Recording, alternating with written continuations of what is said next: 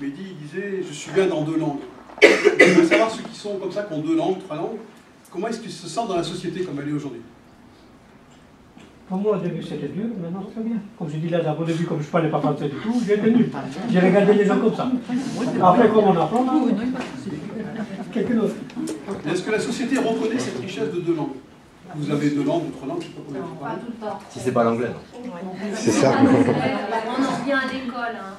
Si on ne parle pas anglais dès qu'on est à la maternelle, maintenant ils le mettent à la maternelle, ils parlent anglais. Non, moi je parle arabe, c'est pas un truc d'abord qui m'a servi, et puis c'est pas un truc qui est reconnu. Ça me sert quand je suis dans les quartiers et que je discute avec les gens arabe, c'est pas très bien, mais ça vient toujours se présenter en défaut, quoi. C'est-à-dire que c'est pas valorisé, enfin c'est mon point de vue, hein. Peut-être qu'il y a toujours un truc qui... Et vous, individuellement, qu'est-ce que ça vous apporte? Moi, je trouve ça super. Je râlais quand j'étais petite parce que ma mère m'a obligée d'aller à l'école pour apprendre l'arabe.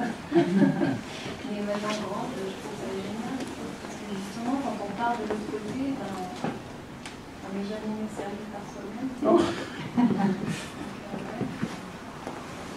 Et c'est vrai que sur l'éducation, l'apprentissage des langues, par exemple, je travaille beaucoup dans des collèges, des lycées, certains défavorisés ou dans des états encore pires. Et par exemple, je parlais avec un prof, on parlait des enfants asiatiques qui avaient moins de soucis que des enfants d'origine maghrébine ou autre, en grammaire, en orthographe.